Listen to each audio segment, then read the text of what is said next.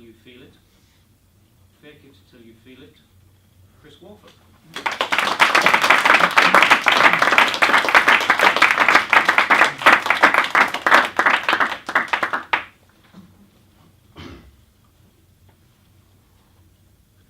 Zoom! I tore past dog walkers on the canal towpath. I was riding my bike so fast that as I went through, they said to themselves, "Is that Christopher Warford, noted local beauty? Or is that Christopher Froome, 4 times winner of the Tour de France?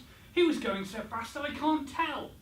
It was all going so well, and then suddenly, ka-clunk, ka-clunk, ka-clunk, ka-clunk.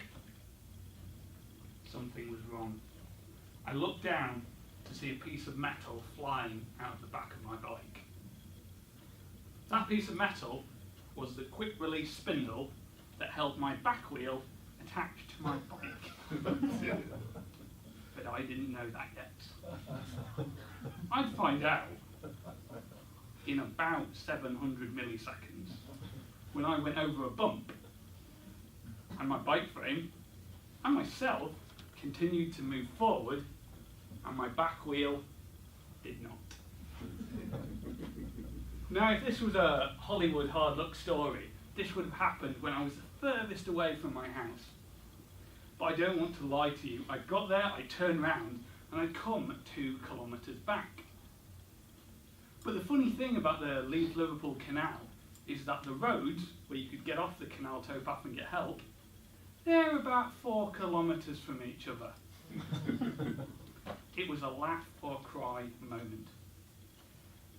So 15 minutes later, after I'd finished crying, I picked up my bike, walked to the nearest road and called a taxi using Uber. Hands up who's used Uber to call a taxi before. A lot of people, after this story, you might think again. I tried to get an Uber XL. That's one of the big people carriers. Plenty of space for a bike. But there were no cars available. No problem, I thought. We're up by the airport. They're all driving around in estate cars with loads of room for luggage. I'll just get a regular Uber. I can take the other wheel off and it'll all fit nicely. 15 minutes after this, my taxi driver Ahmed was standing by my side. He looked at my bike. He looked at his car, a 2015 S-Series Mini Cooper. He looked back at my bike, back at the car, then he looked at me and he said, "Mr. Chris, this is not going to fit in my car." What did I do? I smiled. Sure, I was angry, I was pissed off, I was fed up at the world for not giving me a break. But I knew if I wanted to feel better, I had to act more positively. You see, sometimes in life, the wheels literally come off. And when they do, there's nothing you can do to stop them. And there's nothing you can tell yourself to make you feel better. Positive thinking will not help you. But positive doing, that's something else. Because when we fake it till we feel it, we can make ourselves feel better. And this all goes back to a 100-year-old debate in psychology. Freud said that our feelings and our behaviours are driven by our thoughts and by our subconscious. By understanding this, we can change how we feel and how we behave. Meanwhile, on the other side of the Atlantic, William James said that everything Freud had ever said was nonsense. And it's actually our feelings that are driven by our behaviours. So if we want to feel differently, we just need to change how we behave.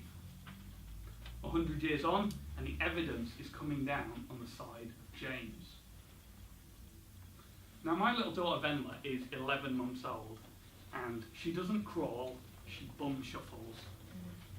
And she bum shuffles at an incredible speed.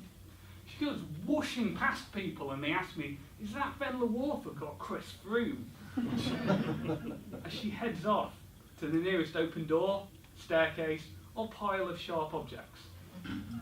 I have no idea how she gets so much speed. I've tried to do the motion at home. It's like downhill skiing on carpet. And yes, you do need to do the facial expression. One day, she was happily bum shuffling along when suddenly, whoosh, bump. That sound was the sound of the rug disappearing from under her and her head hitting the floor.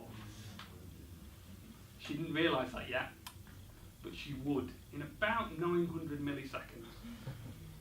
Because as every parent knows, you've got that second between the child hurting itself and it realising what it's done and starting to scream. So you do the mad parental dash over there, pick her up, smile, and say, "That was fun, wasn't it?" And if you're lucky, as I was, she's giggled. Because positive doing can even take away physical pain. Now this time last year, I was really excited. Not only was I about to become a dad, but I was about to deliver my grandma, her first great-grandchild. And she was even more excited than I was. Every time we mentioned the baby, her face would just light up like the sun. But then she took a tumble off the bottom step of her staircase, broke her hip, and landed herself in a hospital bed that she would never leave. At the eulogy, I did what I always do when I give a public speech. I told jokes. I made fun of the situation. I tell jokes because if we really want to believe all this stuff we say about a funeral not being a sad event but a celebration of 90 years well lived, it's not enough to just tell ourselves that. We have to act it. We have to fake it until we feel it. And as the night went on and the family fire pit grew low, we did feel it. And sometimes in life, the wheels metaphorically come off. Maybe you fall down and hit your head. Maybe you lose a loved one. Maybe all those plans you've got come crashing down faster than Chris Froome descending a mountain or Chris Wolfert flying over the handlebars. And when it does, there's nothing you can do to make yourself feel better other than act like it is better. Because when we fake it till we feel it, we feel better very quickly.